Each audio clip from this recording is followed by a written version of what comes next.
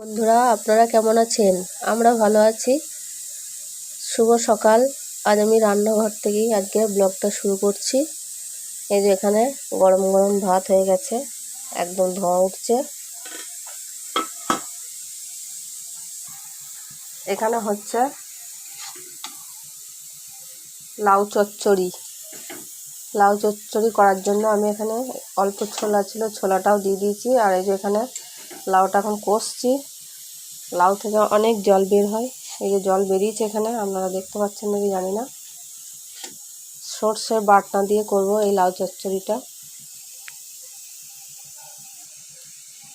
এটাতে এখন একটু হলুদ দিয়ে দিচ্ছি।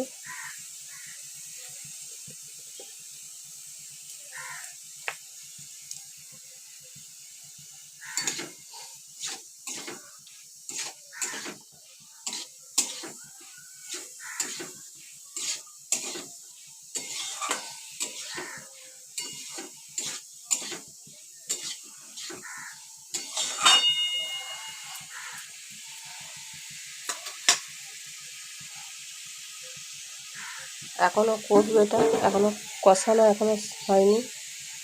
জলটা শুকিয়ে গেলে তারপর আমি সর্ষে বাটনা দিয়ে দেবো।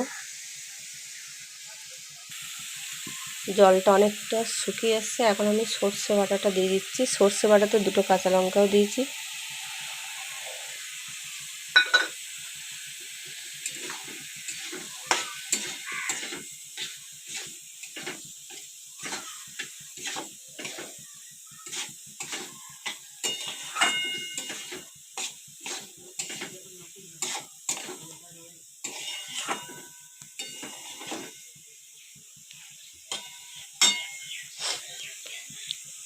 পরিমাণ মতো নুন, অল্প একটু মিষ্টি দিয়ে দেবো। পরিমাণ মতো নুন দিয়ে দিয়েছি।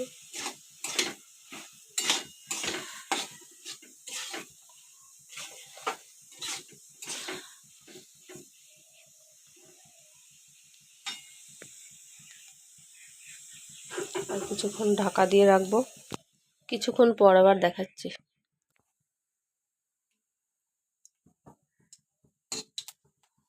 এখানে আমি এই যে লাউ চচ্চড়িটা এখানে সম্বরে নেবো।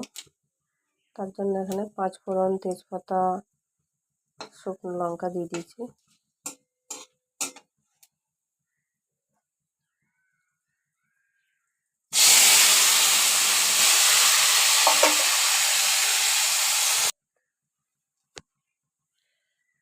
এই যে একটু সামান্য একটু ঘি দিয়ে দিচ্ছি।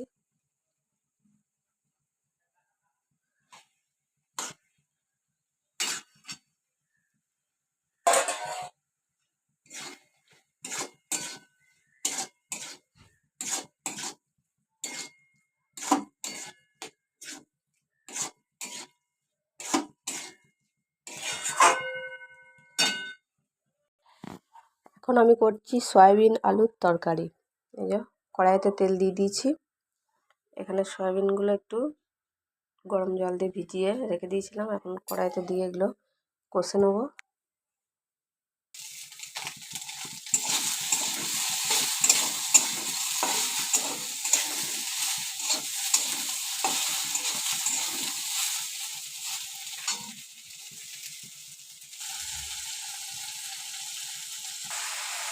মাংস রান্না হচ্ছে। এই যে আমার ছোট মেয়ে জিজ্ঞাসা করছে কি রান্না হচ্ছে। সত্যিই তো বন্ধুরা, সয়াবিন তো হাত ছাড়া চিকেন, মাংসই হচ্ছে।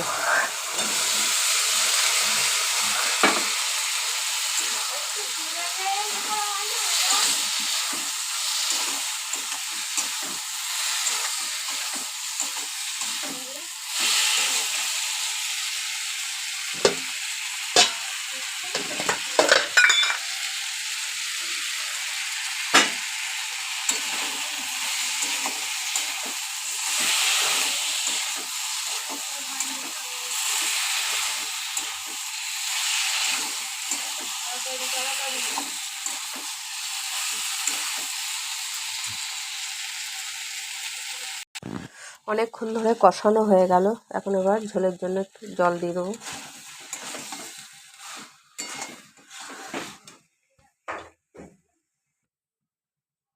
ঝোল ফুটে উঠলে নামিয়ে নেব।